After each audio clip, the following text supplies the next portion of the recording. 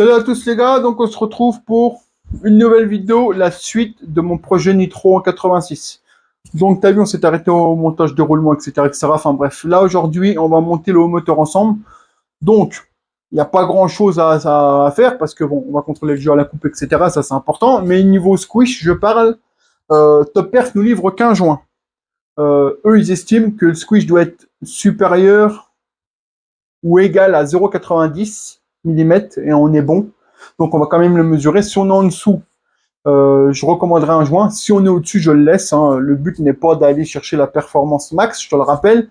Je cherche simplement un moteur coupleux et pour se balader, aller chercher le pas entre guillemets, tu m'as compris. On cherche pas à aller chercher les derniers petits chevals qui se promènent dans le moteur.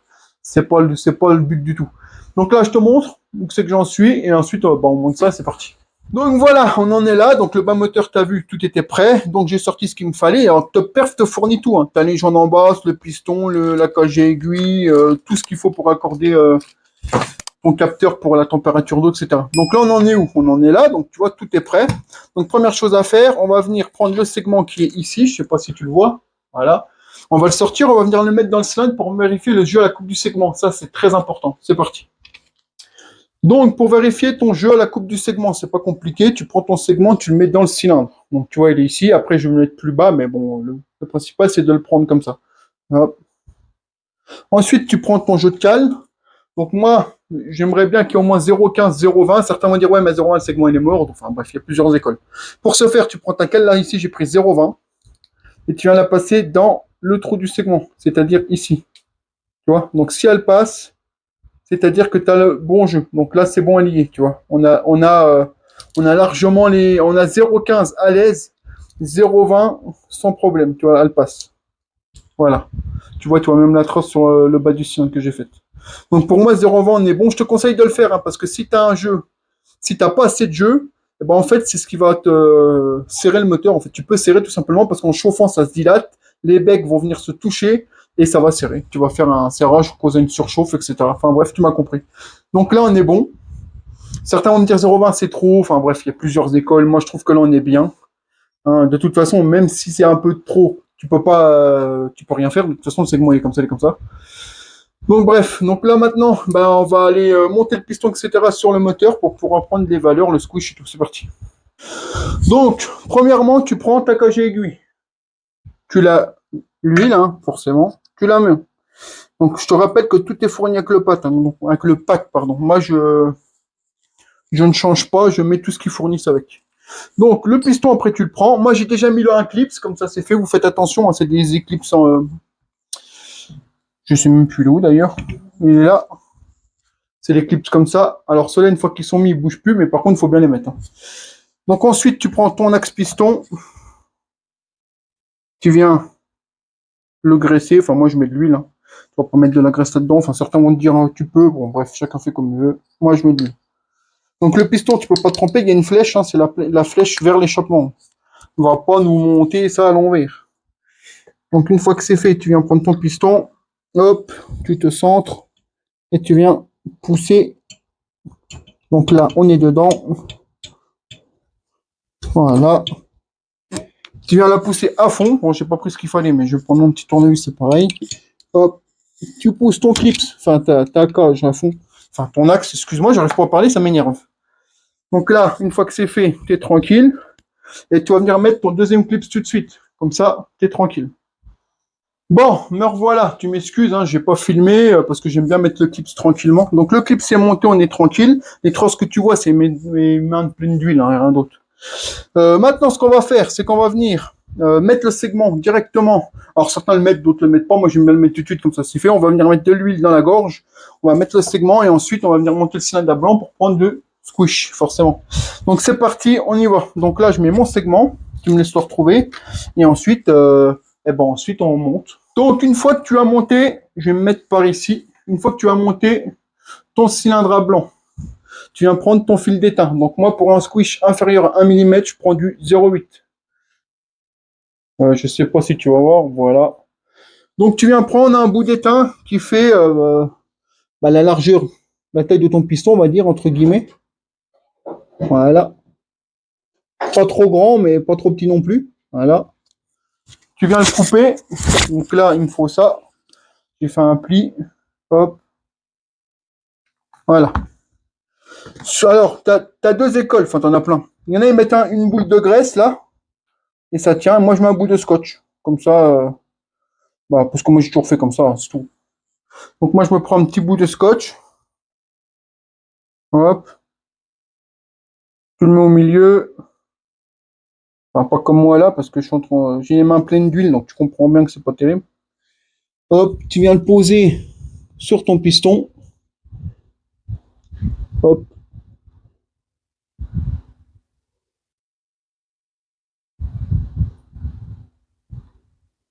Voilà. Il va pas s'envoler, ne t'inquiète pas. Tu l'écrases bien. Voilà. Ensuite, tu viens mettre ton couvre-culasse, ton plot. Moi, je mets tout, hein. Alors, certains vont mettre avec les joints, d'autres sont. Moi, je vais essayer sans joints, mais de toute façon, ça change quasiment rien parce que ta culasse, on en a plus, de toute façon. Mais tu peux mettre les joints si tu veux, mais je vais le faire avec les deux, comme ça on saura, mais ça changera rien en fait. Il faut juste que ton étain vienne s'appuyer ici, et en fait que tu puisses mesurer en fait, tout simplement. Donc c'est parti. Donc, une fois que tu as monté ta culasse et que tu as serré tout, moi je claire avec les dynamos, hein, tu viens monter, hop, et tu vois, ça vient toucher. Donc c'est normal, hop, tu le fais toucher plusieurs fois. Voilà, et tu redémontes, et tu vas venir mesurer avec un puits à coulisses. Donc une fois que tu as fait ça, tu enlèves ton étain. Donc l'étain il est là, tu vois, il est écrasé sur les bords, tu vas venir mesurer les bords. Donc là je prends mon puits à coulisses, je le remets à 0. Allez là, tu appuies sur le 0 et tu viens mesurer. Donc là, sans appuyer. Donc là on a 0,55 du côté là, sans joint. On va venir prendre l'autre côté.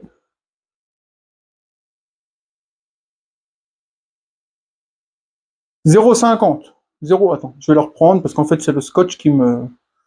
Hein, voilà. Donc je me remets à 0, voilà, 0, hop, je vais remesurer. 0,52 et l'autre on avait dit 0,55.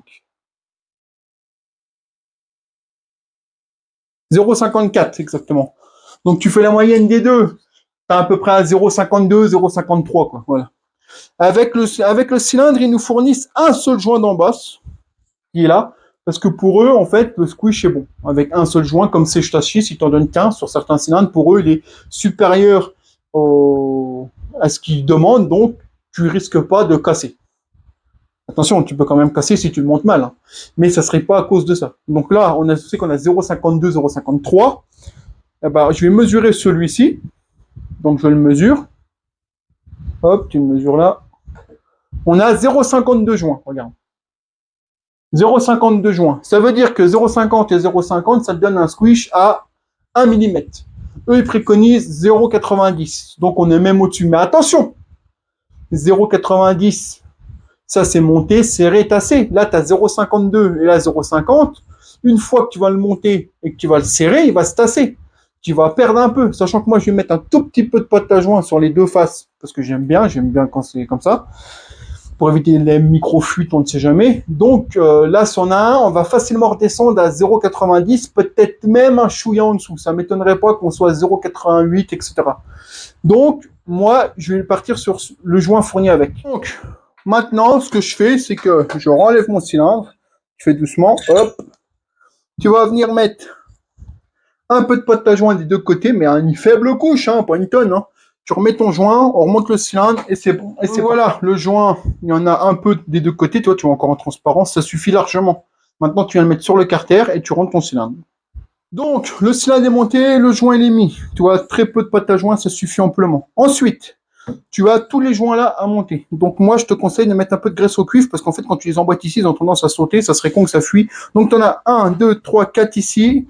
1, 2, 3, 4 ici en milieu.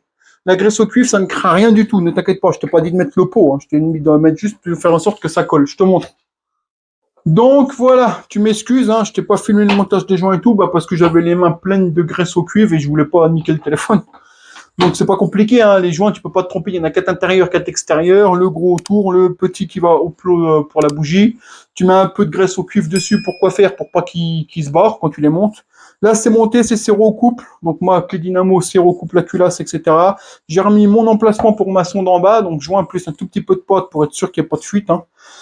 Et puis voilà, donc là, tout le moteur est monté. On est bien. Prochaine étape, on va aller monter l'admission complète. Ensuite, allumage, variation, etc. Donc le vario, je récupère de mon bicylindre le Stachys RT parce que je monte un autre vario sur mon bicylindre. Le vario de mon bicylindre est en neuf, il ira dessus. Correcteur, il est en haut, il est emballé des neufs. L'allumage, il est en haut, il est emballé des neufs. Enfin, tout ça, je vais te le présenter. Maintenant, je fais un petit peu de rangement et je vais te présenter le reste de la configuration.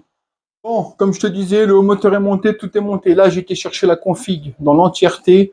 Je te montre tout ça. Tu vas voir, je me suis fait plaisir. Le but, c'est d'avoir un truc qui marche, qui a du couple, se faire plaisir, quoi. Allez, je te montre.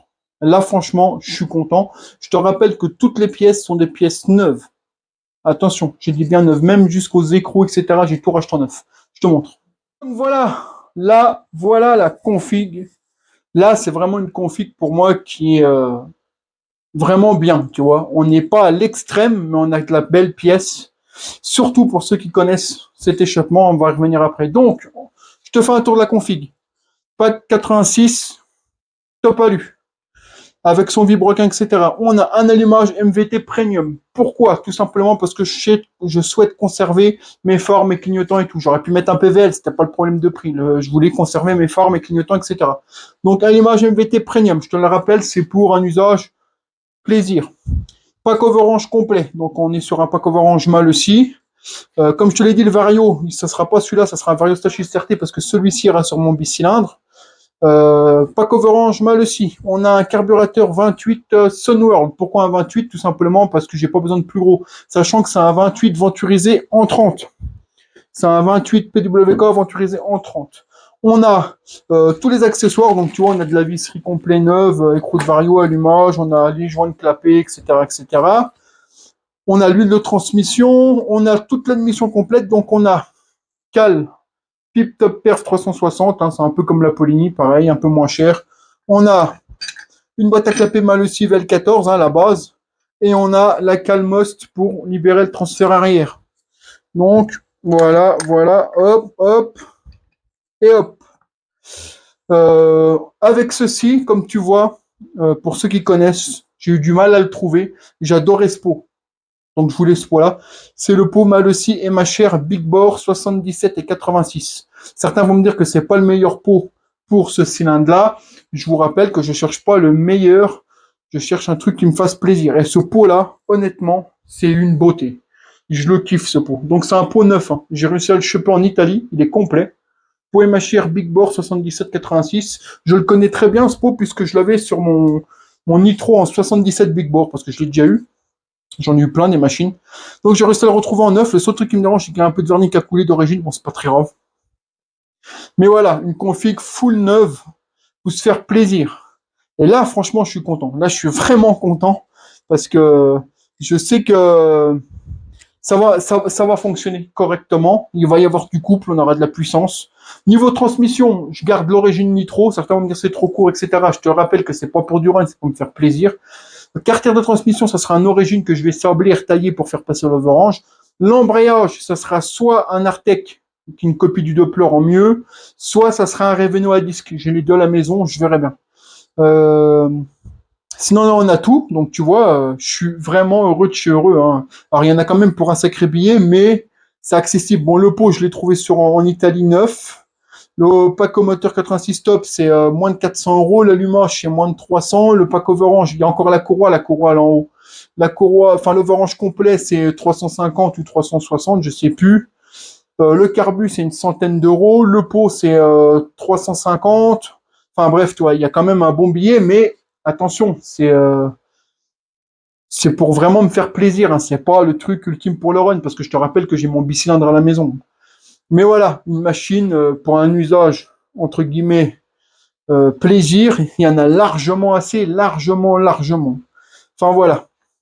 Donc là, je vais faire un peu de place, mais franchement, je kiffe de fou. Bon, comme tu as vu, hein, une belle config. Donc là, on arrête les conneries. Hein. Hop, on va reprendre les choses sérieuses. On va aller monter l'admission. Donc, la seule pièce que j'ai pas eu neuve, que j'aurais pu, mais je sais pas pourquoi, j'ai pris une boîte à clapper à un pote, donc une VL14. Les lamelles étaient mortes. J'ai remis deux lamelles neuves. Voilà. Très important. Donc là, on va aller monter l'admission. Donc l'admission, elle se compose de quoi? Je sais pas si on voit bien. Si, c'est bon. Donc on a une calmost pour libérer le transfert arrière, la boîte à clapper et la pipe Top Perf 360 qui est la même que la Poligny, plus ou moins, à quelques détails près. Voilà, et ça va se présenter, euh, sauf que là c'est moi qui fais une connerie, comme ceci. Voilà. Voilà. Donc, bien évidemment, joint neuf, un peu de pâte, les vis qui sont fournies, et c'est parti. Donc, tu m'excuses, je te reprends seulement maintenant parce que j'ai avancé. Donc, j'ai monté toute l'admission. Donc, la calmost en premier, ensuite la boîte à clapper et ta pub d'admission. Donc là, j'ai mis des joints neufs, donc joints de boîte à clapper en dessous, entre la boîte et la pipe. J'ai mis un léger film de pâte à joint, il n'y en a pas beaucoup. Une fois que c'est sec, je vais enlever l'excédent, parce que là, si je l'étale, ça va se barrer. Enfin, ça va pas se barrer, mais ça va en étaler partout. Je laisse sécher. Alors, j'étais pas obligé de mettre de la pâte à joint, mais j'aime bien en mettre toujours un peu au cas où que ce soit pas bien plat, on ne sait jamais. J'ai mis de la belle visserie. Alors, c'est pas de la visserie en alu, hein, surtout pas. Hein, c'est de la visserie à anodisée, mais c'est du l'inox. Hein, c'est pas de la visserie de merde, hein, je te le garantis. Je mettrai jamais de vis alu sur le carter moteur au niveau de là. Hein, c'est jamais. Pour bouffer les pâtes de vis, il n'y a rien de mieux. Donc là, ça c'est monté, c'est OK. Maintenant, ce qu'on va faire, c'est que je vais aller monter l'allumage. Et puis après, ça sera bien.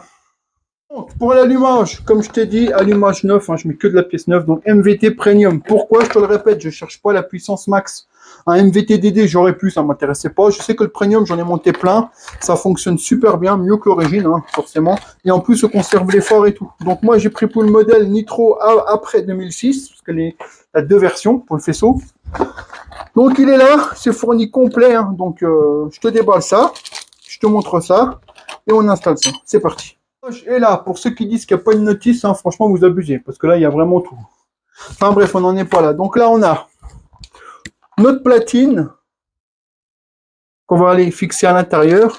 Et on a ici, normalement, la visserie, donc deux vis, pour fixer tout simplement ça à ça. Et les vis d'allumage, ils ne les fournissent pas, ça peut de récupérer les tiennes. Donc, ce qu'on va faire, c'est qu'on va déjà aller fixer la platine. La platine, c'est quoi? C'est ça. Donc, pour Nitro, hein, tu mets en sorte que les fils sortent par le trou du carter. Clac, clac. Tu la poses. Ensuite, ils ne te les fournissent pas. Tu reprends tes deux vis d'allumage à toi. C'est des petites. Ne mets pas des trop grandes, tu vas foirer les pas de vis. Moi, je mets toujours une goutte de frein filet faible.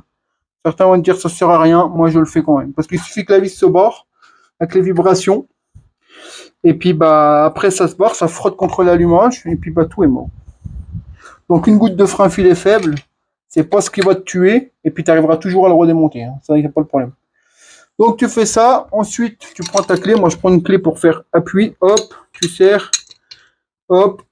Tu m'excuses, hein, mais je suis un peu blessé à la main. Là. Je pense que je me suis brûlé. Donc, je prends mes deux mains. Tu m'excuses. Hop. Voilà, c'est serré. Voilà, c'est serré. Une fois que c'est fait, tu prends ton allumage. Hop, tu viens le placer en sorte que tes fils soient bien libres ici. Je te montrerai tout à l'heure. Tu viens le placer comme ceci. Au milieu, tu prends les vis qui t'ont fourni avec, les rondelles bien évidemment, pour ton stator, rotor. Tu viens prendre la clé Allen qui correspond, c'est-à-dire celle-ci normalement, si je te raconte pas une bêtise. Voilà. Et tu viens visser au milieu. Pourquoi? Parce qu'il faut que tu puisses régler pour aligner les traits. Donc celui-ci se cale au point mort haut. Tu pourrais affiner le réglage au banc d'essai comme Yoni l'avait expliqué pour gagner un petit peu. Mais MVT te disent que tu peux le mettre directement calé au point mort haut et après tu alignes le trait. Tu as deux traits sur ton allumage. Je vais te montrer ça tout de suite. Donc pour caler au point mort haut, tu prends ton comparateur d'allumage. Tu peux prendre soit une pige classique ou un comparateur aiguille. Moi, je vais utiliser mon comparateur aiguille. Allumage, tu as une rondelle qui est fournie avec. Tu vois, elle est là. C'est parfait. Donc là, je l'enlève pour le moment. Et le but, c'est d'aligner le trait rouge là. Là, voilà. Au trait du haut en haut, une fois que tu as trouvé ton point moro, bien évidemment. Donc c'est parti. Comparateur, moi j'ai celui de chez Monsieur Tournon Racing, il est top, tu peux aller sur son shop, vendu dans les boîtes, en plus c'est de nouvelles boîtes maintenant. Il est complet, il est vendu avec toutes les petites tiges et tout, si tu as besoin de régler, etc. C'est complet, je t'invite à aller voir. Donc allez, on l'installe, c'est parti. Donc pour ça, tu prends, il faut avoir des doigts déjà pour commencer. Tu prends tout ce qu'il te faut, tu viens visser la tige qui te convient ici, et c'est bon. Donc moi, je vais prendre celle-ci. Tu m'excuses, hein, j'ai pas de... Hein. Tu viens la visser directement à ton comparateur. Tu m'excuses, j'ai fait bouger la caméra. Voilà. Hop, ensuite, tu viens l'enfiler là-dedans. Donc tu laisses passer, hein. Hop, hop, hop, hop. T'as compris. Donc d'abord, on va aller mettre ça dans le cylindre. Donc tu vois bien que Monsieur Tournois a fait des choses extrêmement proprement. Ça visse tout seul.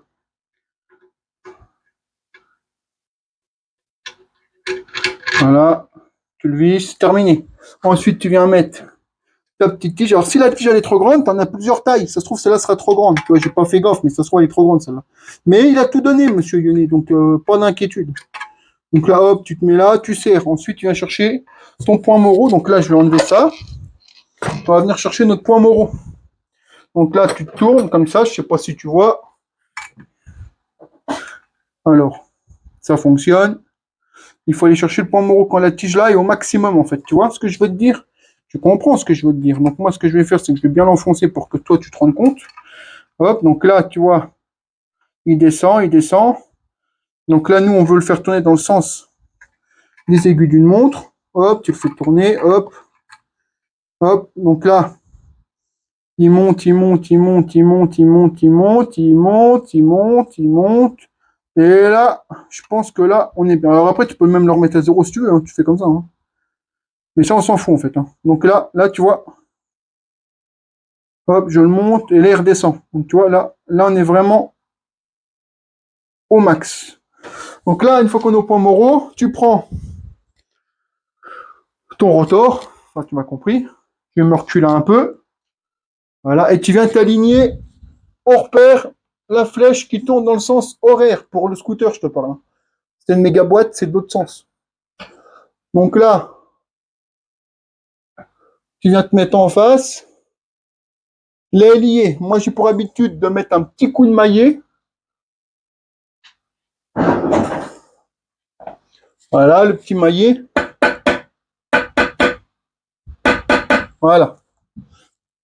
Après, tu prends la rondelle qui est fournie. Hop. Alors, soit tu mets que la rondelle qui te fournisse. Là, il y avait la rondelle qui est avec l'écrou. Honnêtement, moi, moi, je mettrais bien les deux, moi, mais tu vas me dire qu'une, ça me suffit, mais j'aime bien mettre les deux. Mais je vais en mettre qu'une, allez, hop. Voilà. Là, tu prends la douille, la péteuse, tu serres un coup et c'est bon. Donc là, on est bien calé. Tu vois, mon repère, il est ici, aligné au repère là-bas, et je suis bien au point mort haut. Alors après, on pourra jouer un peu, mais parce qu'en fait, c'est un avance fixe, mais tu peux toujours jouer un peu avec, comme Lionel avait expliqué. Ensuite, pour venir serrer les vis de ton stator, tu viens euh, desserrer. Enfin, en fait, regarde, c'est pas compliqué. Tu te mets en face de là, et tu peux venir les serrer, en fait. Tout simplement. Tu comprends ce que je veux te dire? Tu te mets comme ça, hop, et tu peux venir les serrer. Ils n'ont pas été cons chez MVT, ils ont fait les choses correctes. C'est ça que j'aime bien avec leurs produits, c'est que c'est facile et tu te prends pas la tête. Franchement. Alors encore une fois, hein, si demain je veux le faire passer en MVT dédié, il me suffit juste de changer le CDI. Hein. Ils le disent même sur MVT qu'on peut monter les diagrammes de l'autre. Voilà. C'est serré, on n'en parle plus. Donc là, on est bien calé, on est bon. Là, tu viens redévisser ça. Hop. Et comme je te dis, on pourra rejouer un peu avec après si vraiment on veut chercher un petit peu. Mais on va déjà le faire tourner comme ça.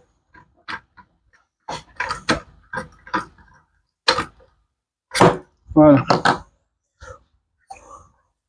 Là, il n'y a pas de compression parce qu'il n'y a pas de bougie. Hein, je te vois venir. Donc là, c'est calé. Il nous restera à remettre nos 3 pions pour la pompe à eau et on pourrait conserver notre pompe à eau d'origine, parce que je reste en pompe à eau d'origine, bien évidemment. Donc ça, c'est fait. On est bon. Maintenant, bah, on est pas mal. Les fils, on ira les raccorder au faisceau, tout simplement comme ça indiqué dans la notice. En attendant, je vais les enrouler propres. Et voilà. Donc je fais un peu de place et je te reprends.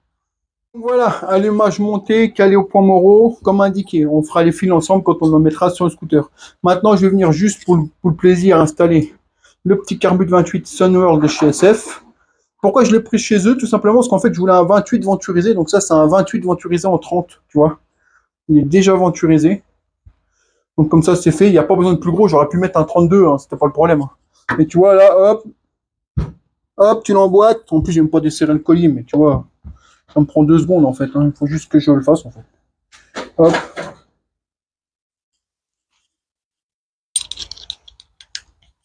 Toi, tu verras pas cette séquence-là, ça sera coupé. Hop. Et voilà. Tu viens mettre ton carbu. Tac. Tu serres le collier, pas pour le plaisir, tu sais. Juste histoire de te montrer que il y a de la braise. Et voilà. Notre carbu est monté, on mettra les durées de trop plein au moment de le mettre sur scooter. Et voilà, on a un bloc qui est, qui est prêt à 90%. Il me reste à monter la variation et la transmission. Prochaine étape. Ça a de la gueule quand même. Donc voilà les amis, tu as vu le montage ensemble. Donc on a refermé le haut moteur, monté l'admission complète, monté l'allumage MVT. Donc là, le bloc est fini à 95%. Il me reste plus que la transmission, la variation et c'est bon. Prochaine étape. Mais la transmission, il faut que je récupère la mienne. Donc forcément, je peux pas la récupérer tout de suite. Donc voilà, j'espère que ça t'a plu. Hein. Il y a pas, c'est pas des trucs extraordinaires, mais ça fait toujours plaisir de partager avec vous.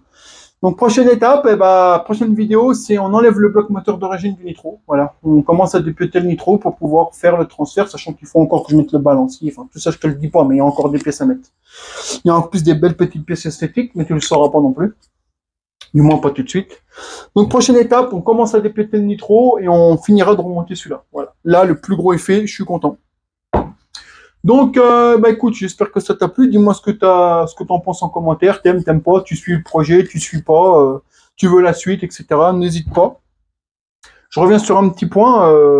Je vois qu'en ce moment, les vidéos, c'est pas un succès fou sur YouTube. Hein. Franchement, des fois, je me pose la question d'arrêter YouTube. Franchement, je m'en fous. C'est pas une question de YouTube money ou machin, parce que franchement, ça paye rien. Mais quand je vois que tu postes une vidéo sur TikTok, que tu fais 120 000 vues en 2 jours, et que tu mets la même vidéo sur YouTube, et que tu fais 800 vues, c'est que vraiment YouTube, soit les gens, ils y vont plus, soit je comprends pas. Parce que je poste des vidéos sur TikTok, je fais plus de 200 000 vues en 2-3 jours, hein, et je mets la même vidéo sur YouTube, la vidéo fonctionne pas, quoi, clairement. Alors, concrètement, je m'en fous, je continuerai de poster quand même, tu vois. Il y en a qui cartonnent, d'autres qui cartonnent pas. Mais bon, ça fait un peu chier quand même quand tu vois que tu te donnes du mal à faire les vidéos et tout, à t'investir un minimum et que il y a rien derrière qui suit alors que tu vas sur TikTok, tu postes une vidéo, la moitié te connaissent pas, tu fais 120 000 vues, tu récupères 2000 abonnés en 24 heures. Faut que je commence à me poser des questions si TikTok c'est pas voilà, si c'est pas si YouTube c'est pas un peu cramé que maintenant c'est l'avenir TikTok quoi. Enfin bref, on verra bien. Le jour où ça me prendra la tête, je ferai une vidéo en disant que j'arrête tout et puis ça sera très bien. Enfin voilà, quoi qu'il en soit, c'est pas un coup de gueule, hein, je te dis simplement ce que je pense. Hein. T'inquiète pas, le jour où ça me saoulera, j'arrêterai direct. Quoi qu'il en soit, je te remercie d'avoir suivi la vidéo. Si tu as écouté ce que je t'ai dit, n'hésite pas à me dire en commentaire ce que t'en penses. Et puis je te dis à bientôt pour la prochaine. Ciao, bye.